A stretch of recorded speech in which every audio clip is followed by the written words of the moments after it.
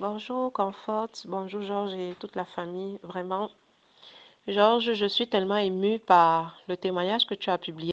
Le témoignage concernant le frère Patrick Lama encore galvanisé dans la foi. Je suis sur un programme de jeûne et aujourd'hui je suis au 18e, au 17e jour, oui. C'est un jeûne de 21 jours.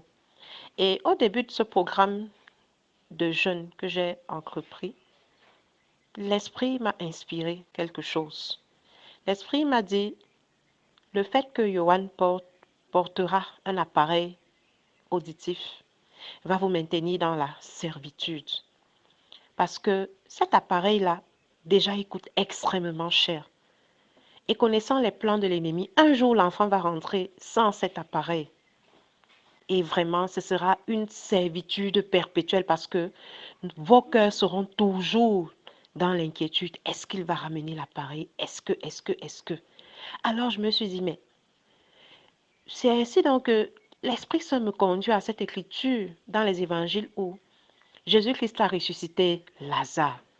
Lorsqu'il est arrivé à Béthanie et qu'il a rencontré la sœur Marthe, la sœur de Lazare, il lui a dit qu'ils aillent au tombeau. Il a demandé qu'on ouvre. Elle a dit, il sent, parce que ça fait quelques jours, il est déjà mort. Donc, en fait, Lazare était déjà en putréfaction. Et c'est donc là où l'Esprit me montre que si Dieu a été capable de ressusciter, de redonner la vie, de rétablir tout ce qui était déjà en état de putréfaction dans le corps de Lazare. Est-ce qu'il est incapable de rétablir tout ce qui était décrit par le monde des ténèbres dans le système auditif de Johan? Je vous assure, j'ai commencé à prier pour ça.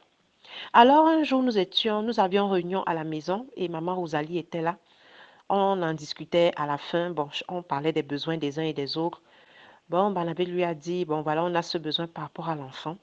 Elle a dit, mais que elle voit ça autrement. Elle dit, est-ce qu'on ne peut pas plutôt organiser un jeûne de 3 jours pour que l'enfant ne porte pas l'appareil, mais que l'enfant soit guéri? J'ai été tellement bénie dans mon cœur. C'est ainsi donc qu'on s'est dit, bon, on fera un programme de jeûne. Bon, le temps est passé. Moi, je poursuivais mon programme.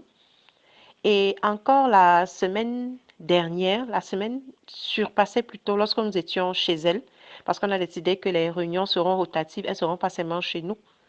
Lorsque nous étions chez elle, on a encore remis ça sur pied. Bon, elle a dit, bon voilà, elle voudrait qu'on fasse ce programme pour que l'enfant ne porte pas l'appareil. Je lui ai dit oui et je lui ai parlé de ce que le Saint-Esprit m'avait inspiré. Elle était vraiment bénie. Donc nous sommes mis d'accord.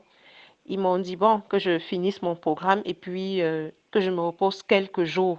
Et là, on va lancer ce programme. Et le troisième jour, nous allons prier et ordonner à cet esprit de surdité et tout le reste de partie de notre enfant parce que Dieu est capable de tout. Donc vraiment, Georges, quand j'ai encore suivi ce témoignage, tu ne peux pas savoir comme mon cœur était grandement béni. Moi, depuis que nous avons commencé les églises de maison, j'ai décidé de mettre Dieu à l'épreuve et je vais encore vous partager un témoignage.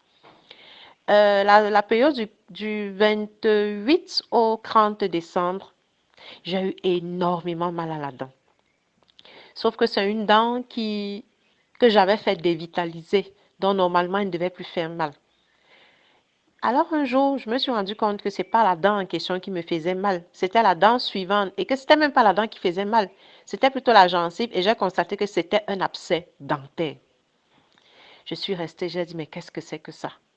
Et déjà, c'était quasiment la fin du mois. Donc, ça veut dire qu'il n'y avait même plus d'argent pour aller faire des soins chez un dentiste. Et tout, qui devait me coûter vraiment cher. Je me suis dit, je vais mettre Dieu à l'épreuve. J'ai commencé à prier pour ça. Je vous assure, plus je priais, plus ça faisait extrêmement mal. Je me rappelle le 31 décembre, vraiment, comme j'étais là, j'attendais le coup de fil de ma mère et tout. Bon, elle est encore dans cette histoire de 31 décembre et tout. Elle voulait qu'on discute ou qu'on prie ensemble. Alors, ça faisait extrêmement mal, extrêmement mal, extrêmement mal. J'ai dit à mon Dieu, vraiment, moi j'en ai marre d'aller chez les dentistes donner de l'argent. Vraiment, Père, tu es le meilleur dentiste par excellence. Tu es le meilleur chirurgien dentiste au nom de Jésus-Christ. Cet abcès dentaire, je ne vais même pas aller à l'hôpital. Il va finir tout seul. Je vais me réveiller demain et je n'aurai plus aucune douleur. Je suis allée me coucher. Je vous assure, ça faisait tellement mal que si j'étais un enfant, j'allais pleurer. Alors le lendemain, comme je me réveille toujours, le réveil sonne à 4h30 pour la prière et que, bon, on prie en famille et puis les enfants s'apprêtent pour l'école. Quand le réveil sonne, je touche la joue du côté, là où c'était déjà enflé et tout, la gencive, et il n'y a aucune douleur. Je dis, waouh. Je réveille Naomi, comme elle dormait avec moi, son papa n'était pas là. Je dis, Naomi, je n'ai plus de mal. Elle se lève et dit, maman, c'est vrai ça? Je lui dis, oui, on est allé prier. Je vous assure que je sentais, j'avais l'impression que quelqu'un, comment j'ai l'habitude de pratiquer des incisions sur les abcès, j'avais l'impression qu'il y avait une incision à l'intérieur. Je sentais comment le sang coulait là-bas à l'intérieur et tout ce qu'il y a souvent dans les abcès. Je vous assure, j'ai rendu tellement grâce à Dieu. J'ai encore expérimenté ça il y a quelques jours. Johan chauffait, Johan était très malade et moi aussi. Je sentais bien que j'avais le palu. J'ai dit vraiment, les médicaments, tout le temps, les effets secondaires, j'en ai marre. Je dis aujourd'hui, Seigneur, tu vas me guérir, je ne vais prendre aucun médicament. J'ai prié, j'ai prié. Je vous assure que je n'ai rien pris. Dieu m'a guéri. Donc vraiment, Georges, quand j'ai encore suivi ton témoignage là, ça me booste encore dans ma foi c'est-à-dire qui me pousse à penser que Dieu est capable de restaurer mon fils Johan. Surtout que j'ai rappelé à Dieu cette promesse que je lui avais faite lorsque j'étais en néonat avec Johan à sa naissance, lorsqu'il avait eu tous ces problèmes. J'avais promis à Dieu, j'ai dit à Dieu, si nous nous sortons de cet hôpital, si Johan s'en sort vivant, Johan sera ton serviteur. Et vous savez, dans ma prière, je rappelle cela à Dieu tous les jours. Je lui dis, mon Dieu, mon roi, ton serviteur ne peut pas être muet. Ton serviteur ne peut pas avoir une langue qui ne s'exprime pas bien.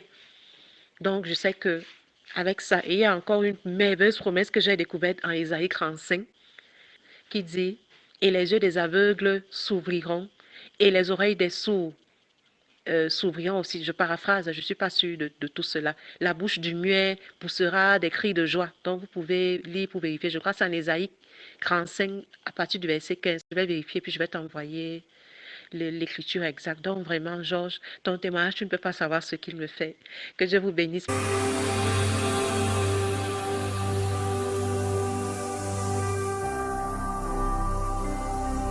Jésus-Christ TV, vous connaîtrez la vérité et la vérité vous affranchira.